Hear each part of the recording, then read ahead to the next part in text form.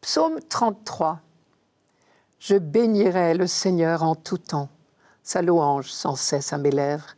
Je me glorifierai dans le Seigneur, que les pauvres m'entendent et soient en fête. Magnifiez avec moi le Seigneur, exaltons tous ensemble son nom. Je cherche le Seigneur, il me répond, de toutes mes frayeurs, il me délivre. Qui regarde vers lui resplendira, sans ombre ni trouble au visage. Un pauvre crie, le Seigneur entend, il le sauve de toutes ses angoisses. L'ange du Seigneur campe alentour pour libérer ceux qui le craignent. Goûtez et voyez, le Seigneur est bon, heureux qui trouve en lui son refuge. Une fois de plus, on remarque le parallélisme. Chaque verset est construit en 2 lignes qui se répondent. L'idéal, ce serait de le chanter à 2 chœurs alternés, ligne par ligne. D'autre part, voilà encore un psaume alphabétique.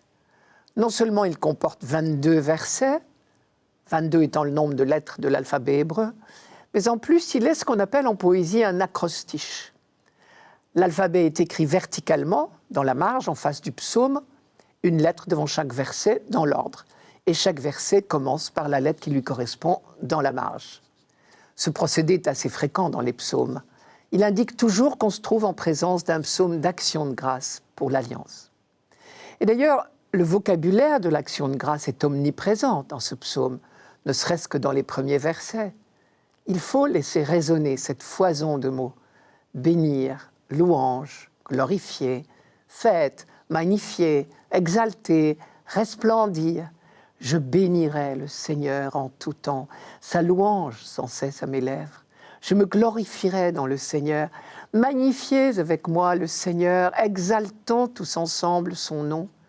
Qui regarde vers lui resplendira, sans ombre ni trouble au visage. Autre particularité du vocabulaire biblique, qui regarde vers lui resplendira. L'expression « regarder vers », on trouve aussi parfois « lever les yeux vers », est en hébreu l'expression de l'adoration rendue à celui qu'on reconnaît comme Dieu. C'est toute l'expérience d'Israël qui parle ici, témoin de l'œuvre de Dieu, un Dieu qui répond, qui délivre, qui entend, qui sauve. Je cherche le Seigneur, il me répond. De toutes mes frayeurs, il me délivre. Un pauvre crie, le Seigneur entend. Il le sauve de toutes ses angoisses. Cette attention de Dieu pour celui qui souffre est inscrite dans l'épisode du buisson ardent. Je vous rappelle la phrase majeure. J'ai vu, oui vraiment, j'ai vu la misère de mon peuple en Égypte. Son cri est parvenu jusqu'à moi et je connais ses souffrances. Exode chapitre 3, verset 7. Et le prophète Élie, lui aussi, a expérimenté cette sollicitude de Dieu. Dans la première lecture, nous l'avons vu, fuyant la reine Jézabel qui voulait sa mort. Il était découragé d'écouter de la vie et peut-être surtout de lui-même, au point de dire « Maintenant, Seigneur, c'en est trop, reprends ma vie. Je ne vaux pas mieux que mes pères. » Et Dieu est venu à son secours pour lui redonner des forces pour la suite. Pendant qu'il dormait, vous vous rappelez, un ange le toucha et lui dit « Lève-toi et mange ». Et il regarda et il y avait près de sa tête un pain cuit sur la braise et une cruche d'eau. Et il mangea et il but et il se rendormit.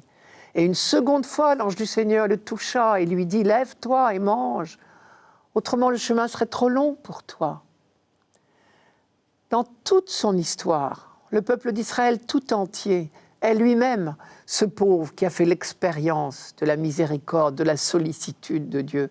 Quand il chante le psaume 33, « Un pauvre crie, le Seigneur entend, il le sauve de toutes ses angoisses », c'est le peuple d'Israël tout entier qui parle d'abord de lui.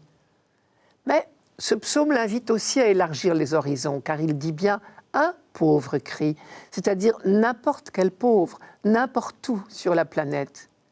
Et du coup, Israël découvre sa vocation. Elle est double. Premièrement, il doit être le peuple qui enseigne à tous les humbles du monde la confiance. Et la foi alors apparaît comme un dialogue entre Dieu et l'homme. L'homme crie sa détresse vers Dieu et Dieu l'entend. Dieu le libère, le sauve, vient à son secours. Et alors l'homme reprend la parole, mais cette fois pour rendre grâce. Si on y réfléchit, La prière comprend toujours ce double mouvement de demande et de louange. D'abord l'appel au secours et l'intervention de Dieu. Je cherche le Seigneur, il me répond. De toutes mes frayeurs, il me délivre. Et puis l'action de grâce. Magnifiez avec moi le Seigneur, exaltons tous ensemble son nom. Le deuxième aspect de la vocation du peuple d'Israël, c'est de seconder l'œuvre de Dieu, d'être lui-même l'oreille ouverte aux pauvres et l'instrument de la sollicitude de Dieu pour eux. La vocation d'Israël au long des siècles sera de faire retentir ce cri.